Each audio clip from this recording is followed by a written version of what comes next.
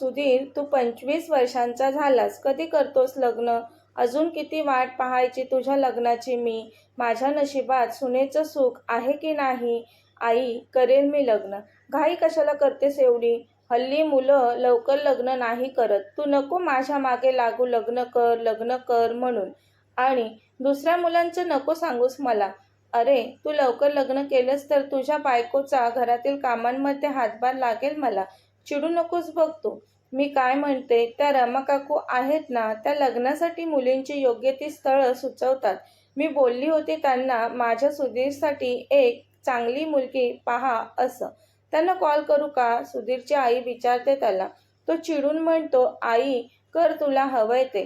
सुधीर घराबाहेर पडतो ऑफिसला जाण्यासाठी. इकडे घरी सुधीरची आई रमा नावाच्या महिलेला कॉल करून बोलते, रमाताई, मी ललिता. माझ्या मुलाला मुलगी पाहायला सांगितलं होतं मी तुम्हाला. पाहिली का माझ्या मुलासाठी मुलगी? रमा म्हणते, ललिता, मुलगी आहे एक, पण तिला आई वडील नाहीत. वयाने देखील ती लहान आहे. आत्ताच 12वीची परीक्षा दिली तिने. ती तिच्या काका काकींकडे राहते. तिच्या काकाला 3 मुलं आहेत. त्याला त्याच्या मुलांचं शिक्षण, खाणं पिणं करताना जड जातं. त्यात त्याच्या भावाची ही मुलगी त्याच्या गळ्यात पडले. कशी तरी 12वी पर्यंत शिकवली त्याने तिला, पण आता तिचं लग्न लावून देण्याचं बोलत आहे तिचा काका. मुलगी चांगली आहे, पण आई बाबा विना वाढले पोर. तुला जमणार असेल तर विचार करून सांग. ललिता लगेच बोलते, हो जमेल की. मुलगी चांगली आहे म्हणत आहात ना तुम्ही, तर येऊ आम्ही मुलीला पाहण्यासाठी. कधी यायचं तेवढं कळवा, ललिता म्हणते त्यांना. बरं ठीक आहे म्हणून रमा फोन कट करते. 8 दिवसानंतर ललिता सुधीरसोबत मुलीला पाहण्यासाठी तिच्या काकांच्या घरी येते. मुलगी कांदे पोह्यांचा ट्रे घेऊन सर्वजण बसलेले असतात तिथे येते. सुधीर समोरून येणाऱ्या तिच्याकडे एकटक पाहत राहतो. ती त्याच्या हातात पोह्यांची डिश ठेवत तोपर्यंत सुधीर तिच्याकडेच वेड्यासारखा पाहत असतो. त्याची आई त्याला पोह्यांची डिश घे म्हणून खुणवते तसा तो शरमतो आणि इकडे तिकडे पाहत तिच्या हातातून पोह्यांची डिश घेतो. तसे तिथे जमलेली मंडळी हसतात. मुलीचे काका काकी आणि त्यांच्या जवळच्या नात्यातील काही मंडळी तिथे होते. सुधीरचे बाबाही सोबत होतेच. जमलेल्या माणसांपैकी एक जण विचारतो, काय मग पुढे बोलणी करायची का आपण? तिची काकी लगेच म्हणते, मुलाला मुलगी पसंत असेल तर आमची काहीच हरकत नाही. लग्न उरकून टाकूयात. सुधीरचे बाबा म्हणतात, आम्हाला तयारी करायला वेळ हवाय. सुधीर, मुलगी आवडली का तुला? सुधीरचे बाबा विचारतात त्याला. तसा सुधीर हसला. त्याला तर ती पहिल्या नजरेतच आवडली. मुलीकडचा एक जण म्हणतो, पाहुणे, तुम्हाला माहिती झालंच असेल, मुलीला आई वडील नाहीत. तिला तिच्या चुलत्याने सांभाळलं आहे. तिच्या चुलत्याला एक मुलगा आणि 2 मुली आहेत. त्याला त्याच्या स्वतःच्या मुलांचा खर्च आहेच की पुढे जाऊन काही वर्षांनी त्याला त्याच्या मुलांची लग्नसुद्धा लावायची आहेत. मुलीचा चुलता एकटा कमवतो आणि घरात खाणारी एवढी तोंड. तो एकटा तिचा चुलता काय काय करणार? म्हणून तिचं लग्न यावर्षी करायचं आहे. मग कसं काय करायचं पाहुणं? दुसरा व्यक्ती म्हणतो, लग्न तर उरकून टाकायचं आहे, पण तुमचं काही देणं घेणं असेल तर बोला. तसं काकी काकांकडे रागाने पाहते. तिचा काका तर लगेच काकीला घाबरून खाली मान झुकवतो. तेवढ्यात सुधीरचे बाबा म्हणतात, आम्हाला काही नको. बस मुलगी चांगली असली, माझ्या सुधीरसोबत सुखाने संसार केला तिने, मग झालं. तसा अनिताच्या काकीच्या जीवात जीव येतो. काकी मुद्दाम अनिता तिच्या घरातून लवकर जाण्यासाठी बोलते, अहो, मुलगी तर लईच गुणाची आहे. सर्व येतं तिला. कोणत्याच कामात तिचं काही चढत नाही. तसं सुधीर अनिताकडे पाहतो. त्याची आणि तिची एक नजर होते. सुधीर तिच्यासोबत हसतो, पण ती लाजून लगेच मान खाली घालते. त्यानंतर लवकरच त्यांच्या घरचे त्या दोघांचं लग्न लावून देतात. लग्नानंतर सुधीर खुश असतो. त्याला अनिता आवडलेली असते म्हणून. सुधीरही दिसायला बऱ्यापैकी असतो. तो देखील अनिताला आवडतो. म्हणून ती काही न बोलता काकीच्या रोजच्या जाचाला कंटाळून सुधीरसोबत लग्न करून ती तिच्या काकीच्या त्रासातून स्वतःची सुटका करून घेते. रात्री अनिता सुधीरच्या रूममध्ये बेडवर बसून सुधीरच्या येण्याची वाट पाहत असते. आज त्यांची लग्नानंतरची पहिली रात्र असते. काही वेळानंतर सुधीर येतो त्यांच्या बेडरूममध्ये. दारावरची कडी लावतो तो आणि तिच्याजवळ येऊन बसतो. अनिताने चेहऱ्यावर पदर घेतलेला तिच्या गळ्यापर्यंत पदर असतो ते पाहून सुधीर अनिताजवळ आणखी सरकतो आणि हळूच तिच्या चेहऱ्यावरील पदर सुधीर बाजूला करतो. पदराआड गोऱ्या रंगाची सुंदर नाजूक अनिता खाली मान घालून अवघडून बसलेली दिसते त्याला. तो तिच्या हनुवटीला पकडून तिचा चेहरा हळूवार वर करतो आणि तिच्या चेहऱ्याकडे एकटक पाहत तिचं ते सुंदर रूप त्याच्या नजरेत कैद करतो. तशी ती त्याच्याकडे हळूवार लाजून पाहते. सुधीर तिला लाजताना पाहून गालात हसतो. तो आता हळूच तिच्या कपाळावर किस करतो. तिला स्वतःच्या मिठीत घेतो. दुसऱ्या दिवशी सकाळी सुधीरला जाग आली तेव्हा तो बाजूला हाताने चाचपडत अनिता आहे का ते डोळे बंद ठेवूनच पाहत असतो. अनिता तर कधीचीच उठून कामाला सुद्धा लागलेली. ती नव्हती सुधीर शेजारी. मग सुधीर उठून फ्रेश होऊन कामाला जाण्यासाठी बाहेर निघून येतो. आई आई आवाज देत बोलतो. कामावर जाण्यासाठी लेट होत आहे मला. टिफिन दे पटकन. त्याची आई म्हणते. याचं लग्न झालंय आता. एवढी चांगली बायको आणले घरी सून करून तरी याला अजून आईच हवी का टिफिन द्यायला. सुधीर तुझ्या बायकोने बनवलाय टिफिन म्हणत त्याची आई अनिताला आवाज देते. अनिता ए बाळा अनिता ऐकतेस का? सुधीर कामावर चाललाय. त्याला लवकर टिफिन दे. तशी अनिता घाईघाईत सुधीरला टिफिन आणून देते. त्यांच्यात आता काहीच संभाषण होत नाही. सुधीर घाईतच टिफिन घेऊन कामाला निघून जातो. काही वेळांनी शेजारची एक बाई त्यांच्या घरी येते. तशी सुधीरची आई म्हणते. अनिता 2 कप चहा टाक. शेजारच्या काकू आलेत. शेजारची बाई म्हणते. मी गावी गेलेली तेवढ्यातच तुम्ही इकडे सुधीरचं लग्न उरकलं म्हणून म्हटलं आता येऊन पाहू तरी कशी आहे सुधीरची बायको ते. एवढी घाई का केली सुधीरच्या लग्नाची? ती बाई विचारते सुधीरच्या आईला. एवढ्या घाईत कोणी लग्न करतं का? म्हणते ती. हल्ली मुलींविषयी किती काय काय विचित्र ऐकायला मिळतं. तुमची सून कशी आहे कशी नाही ते पाहण्यासाठी थोडा वेळ जाऊ तर द्यायचा ना तुम्ही. सुधीरची आई म्हणते.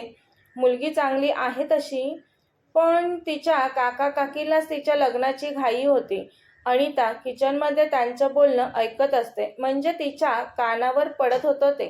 ती बाई म्हणते. तशी चांगली मिळाली तुम्हाला सून.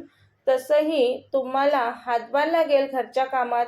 अनिता चहा घेऊन आलेली तिच्याकडे पाहत ती बाई म्हणते. अनिता काही न बोलता शांततेत तिच्या सासूला आणि त्या बाईला चहा देते. सासू म्हणते. घे ग चहा. तुला सांगते मला नाही होत जास्त काम. आता वाढत्या वयानुसार आजारी पडते मी. कुठे लग्न करायला तयार होता सुधीर. सतत त्याच्या मागे लागून लग्नाला तयार केला त्याला मी. मुलगी त्याला चांगली वाटली मग दिलं लावून त्यांचं लग्न. अनिता चहा दिल्यानंतर त्यांच्याच बाजूला बसून होती. मग आई म्हणते. अनिता जा तुझ्या रूममध्ये बस. कामं उरकलेत ना? थोडा आराम कर. तशी अनिता रूममध्ये जाऊन बसते. संध्याकाळी सुधीर कामावरून घरी आला तेव्हा अनिता बेडवर पडून होती. सुधीर येताच ती पटकन किचनमध्ये जाऊन सुधीरसाठी पाणी आणते. सुधीर पाणी पिऊन फ्रेश व्हायला जातो तेवढ्यात ती त्याच्यासाठी गरम चहा घेऊन येते. अहो चहा आणलाय तुमच्यासाठी. ती त्याच्यापुढे चहाचा कप धरत म्हणते. ठेव टेबलवर मी घेतो. तो म्हणतो तिला. बरं ठीक आहे म्हणून ती चहाचा कप टेबलवर ठेवते. पण आज दिवसभर घरात थांबून तिचा चेहरा उतरलेला. त्यात तिचं वय लहान असल्यामुळे ती बालिश होती. तिला जास्तीची समज नव्हती. तिचा उतरलेला चेहरा पाहून सुधीर विचारतो. काय झालं? असा का चेहरा केला आहेस? मला खूप कंटाळा आलाय कामं करायचा. बसायचं परत काम करायचं परत बसायचं. सारखं सारखं हे असंच चालू आहे दिवसभर. आताही रात्रीचा स्वयंपाक करायचा आहे मला. तसा सुधीर म्हणतो. तुला कंटाळा आला आहे तर मी करू का घरची कामं आता? मी करू का रात्रीचा स्वयंपाक? तशी अनिता सुधीरकडे पाहतच राहते. तो वैतागून आणि रागाने तिच्याशी बोलत होता ते. अहो, रागवत का आहात तुम्ही? मी फक्त तुम्हाला सांगितलं, ती म्हणाली. नको सांगत जाऊ मग. लग्न केलं आहेस ना, मग आता घरातील कामं करायला नको का तुला? नव्हतं जमत तर लग्नच कशाला केलं? अहो, मी करीन कामं, पण तुम्ही काय एवढे रागवलात? ती घाबरून विचारते. सुधीर म्हणतो, पुन्हा असं माझ्यासमोर बोलायचं नाही. बाई आहेस ना, मग बायकांची कामं करायला कसला आलाय कंटाळा तुला? आणि त्या रागाने बोलते, तुम्ही माझ्याशी असं बोलत आहात जसं की तुम्ही फक्त कामाला जुंपायला आणलं आहे मला. कामाला जुंपायला म्हणजे? सुधीर बोलतो तिला. या घरात राहायचं असेल ना तर नीट राहायचं सांगून ठेवतोय तुला मी. तशी ती रडायला लागली. तुला मारलं का कोणी? रडायला काय झालं? तो म्हणतो तिला. लगेच तो त्याच्या आईला आवाज देतो. ए आई, आई, इकडे ये बोलतो. काय झालं सुधीर? तुला काय हवं असेल तर तुझ्या बायकोला सांग, आई म्हणते. सुधीर मोठ्या आवाजात रागाने म्हणतो, तू इथे ये आधी. तशी त्याची आई लगेच त्यांच्या रूममध्ये येते. विचारते, काय रे सुधीर? सुधीर म्हणतो आईला, तू माझ्या बायकोला काही बोललीस का? तशी आई अनिताकडे पाहते. तिचे रडून डोळे लाल झालेले. आई म्हणते, मी कशाला काय बोलू तुझ्या बायकोला? काय ग, काय झालं? का रडतेस? काही नाही आई, अनिता बोलते. आई ही म्हणत होती, मला दिवसभर कामं करून कंटाळले मी. बोलून सुधीर तिथून निघून जातो. काम करून कंटाळा येतो तुला? आई विचारते अनिताला. अहो आई, मी फक्त म्हणत होती यांना, मी दिवसभर कामं करते आणि काम झाल्यावर नुसती बसते. कोणी बोलायला नाही, गप्पा मारायला नाही, म्हणून मी यांना फक्त सांगत होती. तर हे रागवले माझ्यावर. आई म्हणाली, एवढंच ना? अगं तो थकून आला ना, म्हणून रागवला असेल. नको मनावर घेऊ त्याचं एवढं. चल माझ्यासोबत किचनमध्ये स्वयंपाक करत करत आपण गप्पा मारूयात. अनिता मान हलवून होकार देते आणि आई मागून जाते किचनमध्ये. स्वयंपाक करतच आई तिला विचारते, अनिता, तुझे काका काकी कसे आहेत? त्यांनी फोन केलेला का तुला? आई, नाही फोन केला त्यांनी मला. आणि तुझ्या काकांची मुलं, त्यांनी नाही केला तुला फोन? आई, कोणीच नाही केला फोन मला. त्या कोणालाच मी तिथे नको पाहिजे होती. म्हणूनच तर त्यांनी माझं इतक्या लवकर लग्न लावून दिलं. ते तर सुधीरच्या आईच्या लक्षात आलेलं. त्यामुळे आई अनिताला जास्त काही न विचारता शांत होते. आता हळूच स्वयंपाकही होतो. आई बोलते, अनिता, जा सुधीरला जेवायला बोलव. हो आई. अनिता बोलते, आई बाबा का नाही राहत आपल्यासोबत? अगं ते तुझ्या धीराकडे, धीरजकडे गावी असतात. का आई, असं का? विचारते ती आईला. बाबा तिथे का राहतात, इथे तुमच्यासोबत का नाही राहत? अनिताने आईला विचारलेल्या प्रश्नांकडे दुर्लक्ष करत आई म्हणते, जा तू सुधीरला जेवायला बोलवून आण. मग काही न बोलता अनिता सुधीरला जेवायला बोलवून आणते. ती तिघेही जेवण करतात. जेवण झाल्यावर रात्री ते दोघे बेडरूममध्ये येतात. रूममध्ये येताच सुधीर दरवाजा बंद करतो आणि लगेच अनिता जवळ येऊन तिचा पदर खाली टाकतो. त्याला तिच्याशी तसं वागताना पाहून अनिता खूप चिडते. तो मात्र तिची साडी तिच्या अंगावरून बाजूला करतो. त्याचं तिच्याकडे लक्ष नसून तिच्या शरीरावर लक्ष असतं. त्यामुळे ती रागाने तिच्या अंगावरचं ब्लाऊज काढते. सगळे कपडे घाईघाईने काढू लागते ती. ते पाहून सुधीर म्हणतो, काय झालं तुला? तू एवढी घाई का करतेस? अनिता चिडून म्हणते, तुम्हाला काय करायचं ते करा माझ्या शरीरासोबत. तसंही मला खूप झोप येत आहे. झोपायचं आहे मला. सुधीर तिच्यापासून बाजूला होऊन बेडवर बसतो. अनिता मात्र रागातच असते. सुधीर म्हणतो, तुला एवढं चिडायला काय झालं? तुला झोप येते तर तसं सांगायचं मला. तू मला सांगितल्यावर मी काय तुला झोपायला नाही म्हणालो असतो का? तुम्हाला काही बोललं की तुम्ही माझ्याशीच भांडता. मग कशाला काही बोलू मी तुम्हाला? तो अनिताला म्हणतो, तू ते कपडे घाल आधी आणि बस. तशी ती तिचे कपडे घालून बसते. सुधीर म्हणतो तिला, तुझे काही मत असेल ते बोलून नाही दाखवत आणि माझ्याकडून बोलण्याची अपेक्षा ठेवतेस. मला कसे कळेल तुझ्या मनात काय चालू आहे ते? तूच प्रत्येक कामाला होकार देतेस, पुन्हा म्हणतेस की आम्ही तुला कामच सांगतो. तशी ती रडू लागते. रडतच बोलते, अहो, लहानपणीच आई वडील सोडून गेले मला. तेव्हापासून मला काका काकींनी सांभाळलं. काकी जे सांगेल ते काम करायची मी. नाही केलं काम तर काकीचा ओरडा मिळायचा मला. काकी तिच्या मुलांची पण सर्व कामं माझ्याकडूनच करून घ्यायची. काकीने फक्त माझा कामासाठीच वापर करून घेतला, कधीच माझा विचार नाही केला. तिच्या मुलांसारखं काकीने माझं कधीच लाड नाही केलं. त्यामुळे मला सांगितलेल्या कामाला नाही म्हणण्याची सवय नाही. मला असं वाटतं इथेही तुम्ही माझा काकी सारखाच वापर करत आहात. सुधीर म्हणतो, तुझा वापर करण्यासाठी नाही लग्न केलं मी तुझ्यासोबत. तुझं आयुष्य तू चांगलं जगावं म्हणून मी तुझ्यासोबत लग्न केलंय. झोप तू निवांत. बोलून सुधीर लाईट बंद करतो. दुसऱ्या दिवशी सुधीर कामावर निघाला. अनिता त्याच्यासाठी टिफिन घेऊन येते. तो तिच्याकडून टिफिन घेऊन निघून जातो. ती लगेच किचनमध्ये जाते. तेवढ्या दारावरची बेल वाजते. आता कोण आलं म्हणत ती दार उघडते. दरवाजात सुधीर उभा असतो. ती म्हणते, अहो, काय राहिलं काय तुमचं? सुधीर हो राहिलं ना म्हणतो. ती विचारते काय? तो त्याचा चेहरा तिच्या कानाजवळ आणत हळूच बोलतो, आय लव्ह यू बायको, हे म्हणायचं राहिलं. तशी अनिता खुश होऊन लाजेने हसते.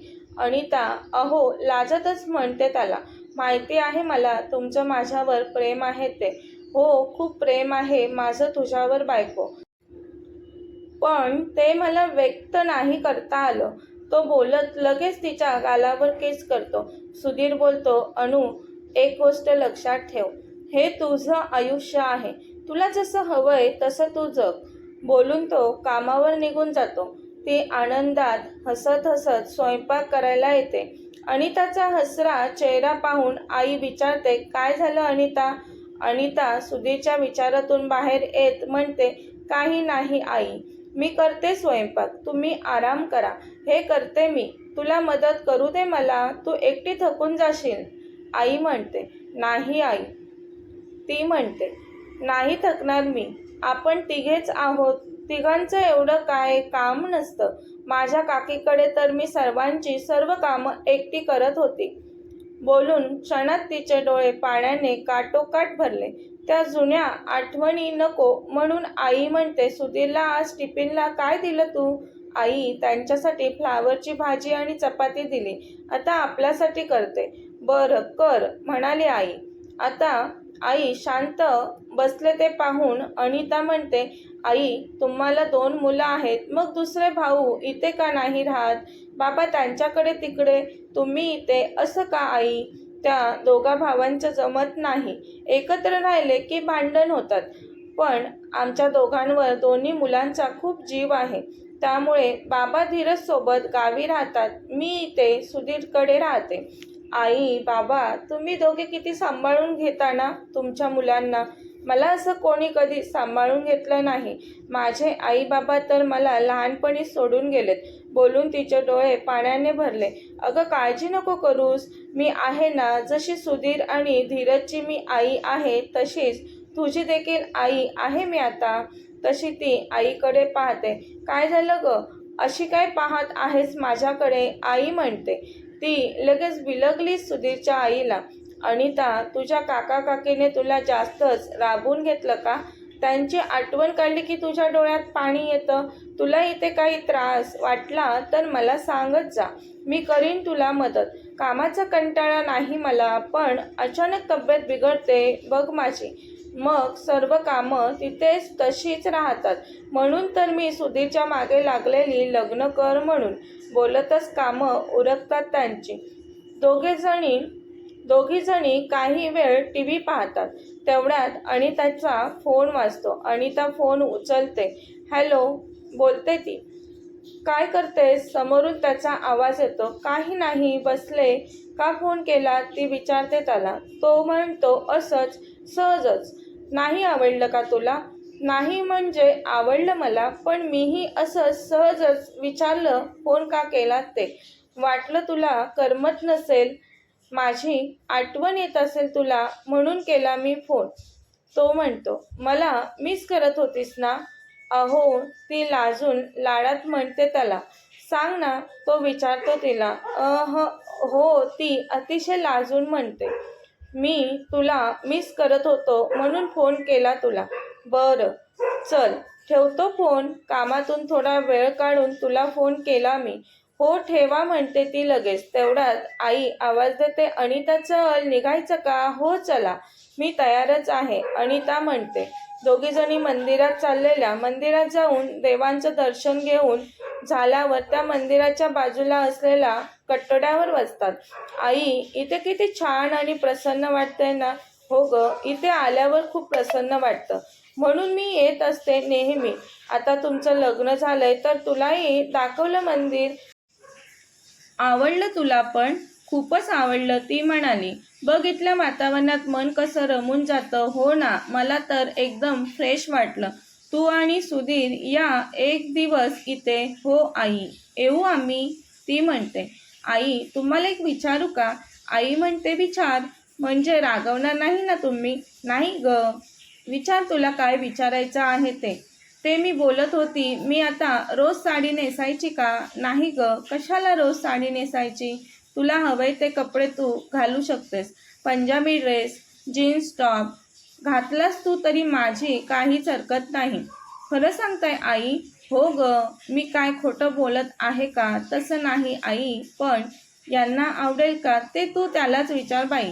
तुला सांगू का, माझं लग्न झालं तेव्हा मी माझ्या सासूला विचारलं पंजाबी ड्रेस घालू का मी, तर त्यांनी मला परवानगी नव्हती दिली. खूप जुन्या विचारांच्या होत्या माझ्या सासू, पण माझी इच्छा पूर्ण नाही झाली, म्हणून मला वाटतं तू माझ्यासारखं मन मारून नको राहायला. मी तुला हवे तसे कपडे घालण्याची परमिशन देते माझ्याकडून. आई, तुम्ही किती चांगल्या आहात, अनिता आनंदाने म्हणत आईला मिठी मारते. बोलत, आई, आता तुमच्या सासू आहेत का? नाही ना? मग घाला ना तुम्ही पंजाबी ड्रेस, कोणी नाही तुम्हाला रागवायला. तू पण ना काही बोलते, आता कशाला? चल घरी जाऊयात, सुधीर आला असेल बोलून आई चालायला लागते. दोघी घरी येतात. घरात सुधीर आलेला, तो मोबाईल बघत बेडवर बसलेला. अहो, तुम्ही केव्हा आला, ती विचारते त्याला. कुठे गेलेलीस, अतिशय रागाने सुधीर तिला विचारतो. तशी ती खूप घाबरून त्याच्याकडे पाहते. कथेचा पुढील भाग पाहण्यासाठी चॅनलला सबस्क्राईब करा. कथा आवडल्यास लाईक, शेअर आणि कमेंट करायला विसरू नका. धन्यवाद.